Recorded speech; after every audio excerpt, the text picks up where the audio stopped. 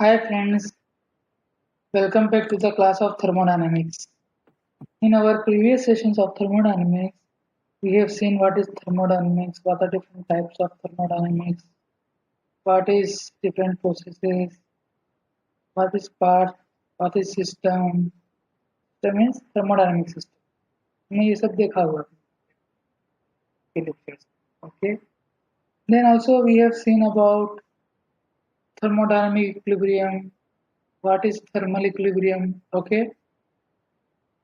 हम ये सब चीज देखे हुए हैं देख रखा है पहले से in पुराने session. Now, in this session, we will focus on the zeroth law of thermodynamics.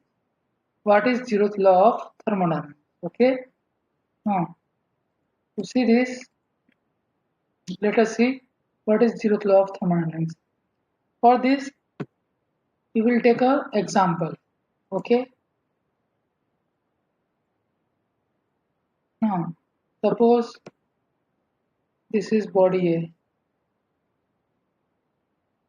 at some temperature. Now, this is body B, which is also maintained at some temperature. And this is body C, which is also at some temperature. Now, if body A and body B are in equilibrium and body A and body C is also in equilibrium. Equilibrium means here we talk about thermal equilibrium. हमने example लिया एक body ए ली दूसरी body B ली तीसरी body सी ली जो अलग अलग temperature पे है स्टार्टिंग अब सपोज बॉडी ए और बॉडी बी इक्विलिब्रियम में थर्मल इक्विलिब्रियम यहाँ इक्विलिब्रियम मतलब हम थर्मल इक्विलिब्रियम की बात करें यहाँ temperature then we will see that body A and body C वो भी एक थर्मल इक्विलिब्रियम में है कहने का मतलब जो बॉडी ए है वो बॉडी बी के साथ थर्मल इक्विलिब्रियम में है और बॉडी ए बॉडी सी के साथ भी थर्मल इक्विलिब्रियम में अब अगर ऐसा है तो क्या होना चाहिए आपके हिसाब से क्या होना चाहिए yes you can answer in the comment what is the result what are the possibilities right friends if body A is in thermal equilibrium with body B and it is also in thermal equilibrium with body C then of course body B and body C they will be also in thermal equilibrium with each other okay so this is the zeroth law of thermodynamics okay अगर body A body B के साथ thermal equilibrium में है अलग से body a body सी के साथ भी थर्मल इक्विलिब्रियम में अलग से तो क्या होगा बॉडी बी और बॉडी सी जो है वो दोनों भी आपस में थर्मल इक्विलिब्रियम में होंगी यही जीरोथ लॉ ऑफ थर्मोडायनामिक्स ठीक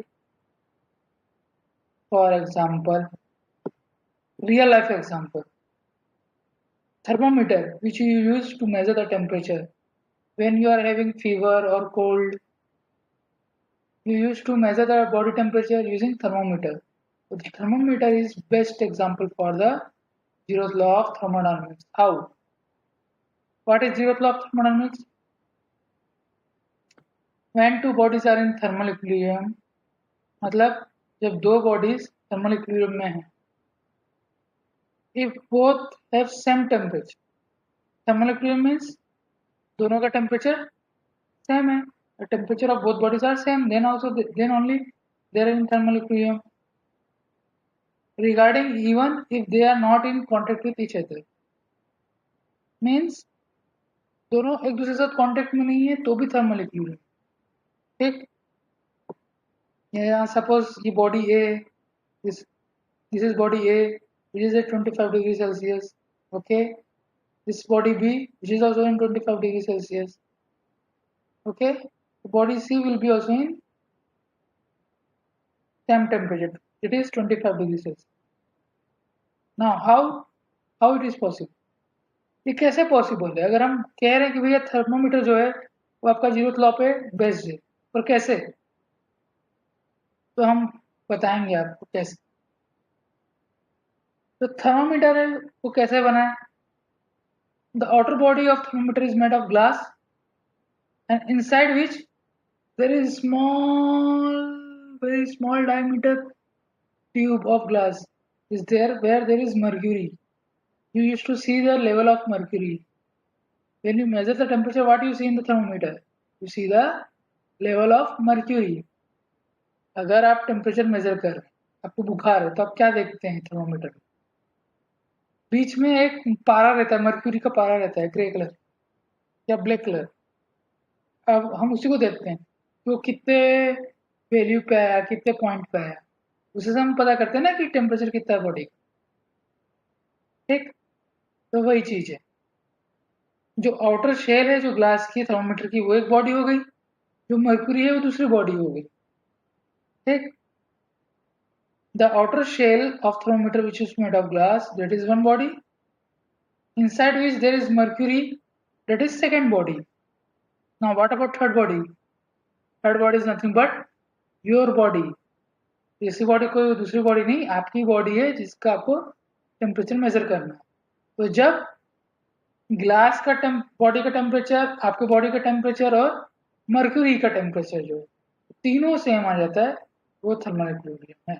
और वही आपकी रीडिंग होती है। जब तीनों इक्विलिब्रियम में आ जाते हैं, जो रीडिंग होती है वही थर्मोमीटर की रीडिंग होती है, और वही आपकी बॉडी की रीडिंग होती है। ठीक, now you understand the fundamental of thermometer, how thermometer works. Thermometer के वर्किंग के पीछे क्या प्रिंसिपल है? What is the working principle for thermometer? Nothing but zeroth law of thermodynamics. तो अगर कोई आपसे पूछता है कि भैया थर्मोमीटर किस बेसिस पे काम करता है, तो आप कहेंगे कि सर वो तो जीरोथ लॉ ऑफ थर्मोडायनेमिक्स पे बेस्ड है। ठीक, कैसे बेस्ड है? तो जो थर्मोमीटर का जो बॉडी है ग्लास का, temperature of mercury and temperature of your body, when the temperature of all these three things come to some temperature or in thermal equilibrium, then you get the right value of your body temperature. That is nothing but zeroth law of thermodynamics. तो मेरे ख्याल से दोस्तों आपको zeroth law of thermodynamics clear हो गया होगा, और उसका सिग्निफिकेंस क्या है। If someone will ask you what is the significance of zeroth law of thermodynamics, then answer is thermometer. Yes, answer क्या है? थर्मोमीटर। थर्मोमीटर इज सिग्निफिकेंस है जीरोथ लॉ ऑफ थर्मोडायनामिक्स का। वर्किंग प्रिंसिपल क्या है thermometer का? Working principle of thermometer is zeroth law of thermodynamics. Okay, now temperature. Zeroth law of thermodynamics की जरूरत क्यों पड़ी, या उससे आपको क्या मिला? What you have obtained from zeroth law of thermodynamics? Temperature. Temperature of body भी है ना। Thermometer is used to measure the temperature of body. Thermometer किसके यूज होता है? बॉडी का टेम्परेचर मेजर करने के लिए। तो आपको टेम्परेचर क्वांटिटी एक मिली। ठीक, तो significance of zeroth law of thermodynamics is temperature. Now what is temperature दोस्तों? टेम्परेचर क्या है? There is no exact definition. Here you can see there is no exact definition. ठीक, उसी कोई एक एग्जैक्ट डेफिनेशन नहीं है, पर जनरली जो कहा जाता है, इन जनरल टर्म्स वी से डिग्री ऑफ हॉटनेस और coldness is nothing but temperature. अगर कोई पूछता है आपसे कि टेम्परेचर क्या है, तो आप एक जनरल भाषा में कह सकते हैं कि डिग्री ऑफ हॉटनेस या कोल्डनेस जो होती है कि कितना ठंडा है कितना गर्म है कोई चीज, degree of hotness and coldness, वही टेम्परेचर कहलाता है। और ये डेफिनेशन क्या है? This definition is based on nothing but physiological sensation. ये जो डेफिनेशन है फिजियोलॉजिकल सेंसेशन पे बेस्ड है। Now what is physiological sensation? सही बात है भाई। आप पूछेंगे भाई फिजियोलॉजिकल सेंसेशन मतलब क्या हुआ? Physio, physical. Physical means physical क्या होगा? फिजिकल क्या होता है? बॉडी से जो आप छू सकते हैं, जैसे आप हाथ से छू के देख रहे हैं, है ना? That is nothing but physiological sensation. When you touch with your hands और फिंगर्स, जब अपने हाथ या फिंगर से टच कर रहे हैं, उंगली से टच कर रहे हैं और फील कर रहे हैं कोई चीज कितनी ठंडी है या गर्म है, that is nothing but physiological sensation. उसी को हम फिजियोलॉजिकल सेंसेशन कहते हैं। आप छू के देखते हैं भैया कि कोई चीज कितना ठंडा है, कोई चीज कितना गर्म है, देखते हैं ना आप। Example, metallic chair. it may feel cold than wooden chair, even at same temperature. What does this mean? The temperature is same, but when you touch a metallic thing and when you touch a wooden thing, which will feel more cold? Metallic thing will feel more cold as compared to the wooden thing. जब आप same temperature है room का, ठीक, आप एक लोहे की चीज को, मेटल की चीज को छू रहे हैं, दूसरा आप वुड की, लकड़ी की चीज को छू रहे हैं, कौन सा चीज ज्यादा ठंडा होता है? आपने छू के देखा होगा, you have observe by touching in real life. Metal की जो चीज होती है वो ज्यादा ठंडी होती है in comparison to wooden chain, wooden की चीज, ठीक। This is nothing but physiological sensation, okay. Now most important thing, properties of materials change with temperature.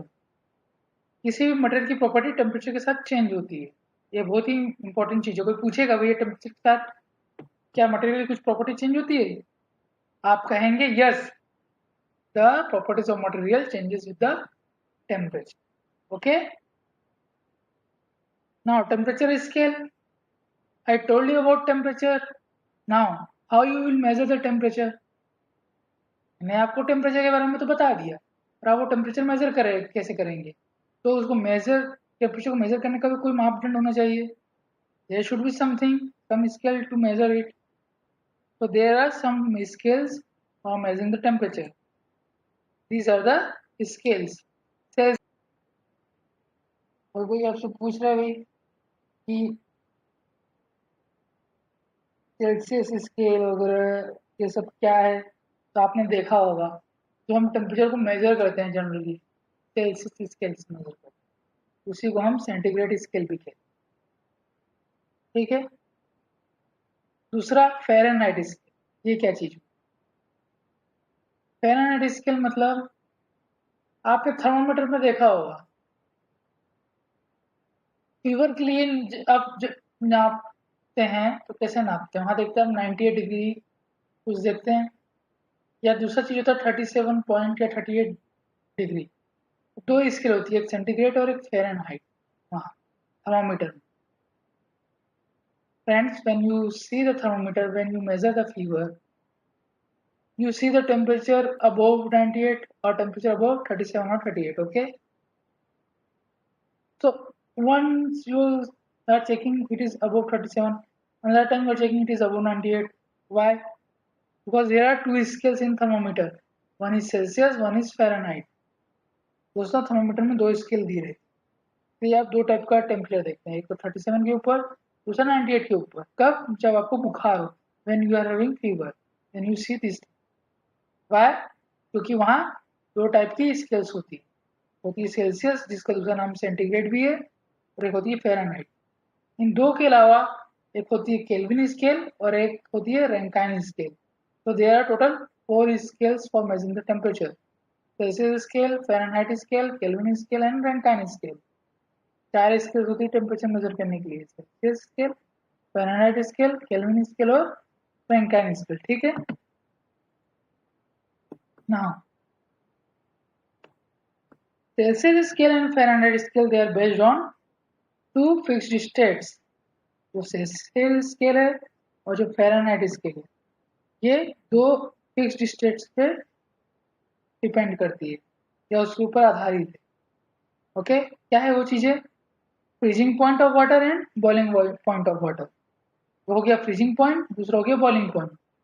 अब फ्रीजिंग पॉइंट मतलब when the water gets freeze and converted into ice, जब पानी आपका बर्फ में कन्वर्ट होता है, फ्रीज हो जाता है, कहते हैं ना, that is nothing but called as ice point.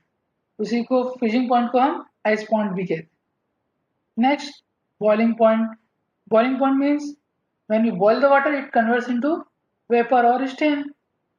जब आप पानी को गर्म करते हैं तो क्या होता है? भाप में कन्वर्ट होता है, बॉयल हो जाता है, तो उसी को हम कहते हैं स्टीम पॉइंट भी।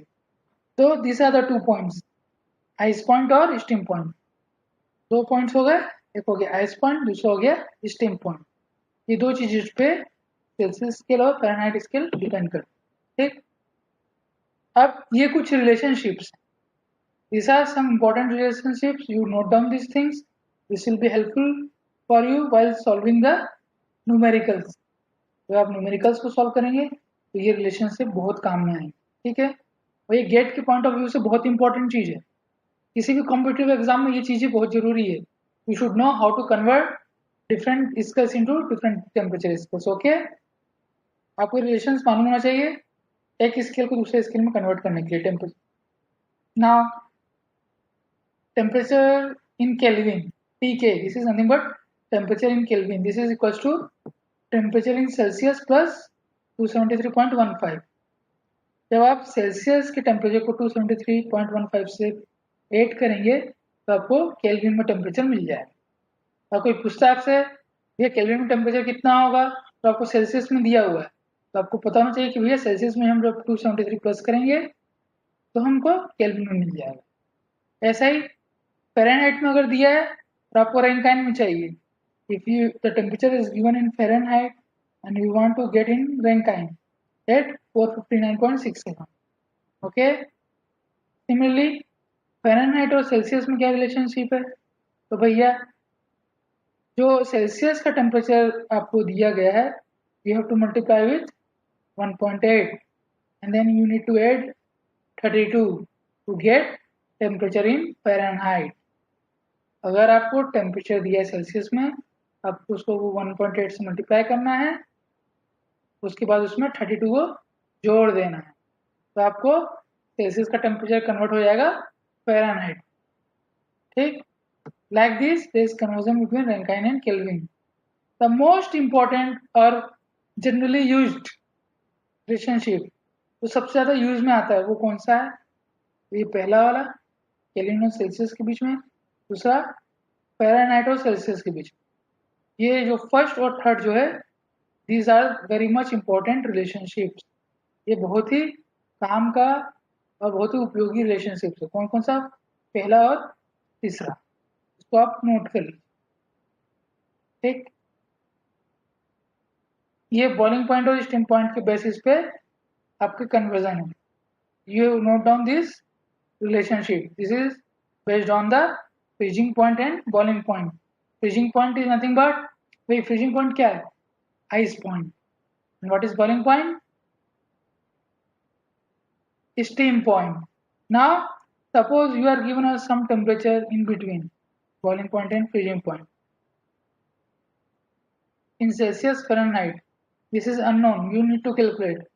अगर आपको सेल्सियस और फ़ारेनहाइट में रिलेशनशिप के बीच टेम्परेचर दिया है स्टीम पॉइंट और आइस पॉइंट के बीच में कोई भी एक टेम्परेचर, ठीक, और ये एक अननोन स्केल है, इसका आपको टेम्परेचर ज्ञात करना है।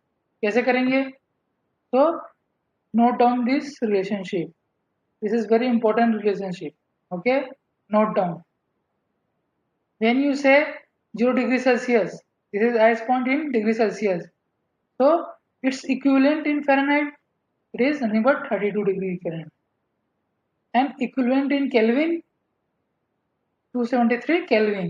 ओके, अगर आपको सेल्सियस में दिया है आइस पॉइंट की वैल्यू सेल्सियस स्केल में जो है कि 0 डिग्री होती है, सबको मालूम है 0 डिग्री में आइस बन जाता है वाटर। ओके, तो उसके समान फ़ारेनहाइट में कितना वैल्यू होगी 32, उसके समान केल्विन में कितनी होगी 273। ऐसा ही बॉइलिंग पॉइंट के लिए भी दिया, स्टीम पॉइंट के लिए भी दिया। ठीक है, तो ये रिलेशनशिप आपको याद करना जरूरी है, तो आप दोस्तों इसको नोट कर लीजिए। ठीक है, this is useful when you solve the numericals. जब भी आपको न्यूमेरिकल सॉल्व करेंगे ये बहुत ही इंपॉर्टेंट रिलेशनशिप, ओके, तो आप नोट कर लीजिए। ठीक है दोस्तों, तो आज के लिए इतना ही काफ़ी। तो आज हमने देखा जीरोथ लॉ ऑफ थर्मोडायनेमिक्स क्या है, टेम्परेचर क्या है, और डिफरेंट टेम्परेचर स्केल्स कौन कौन सी होती है, and what are the relationship between different temperature scales. Okay, so that's all for today's class. If you have any doubt you can ask in the comment section. Okay, till then, goodbye.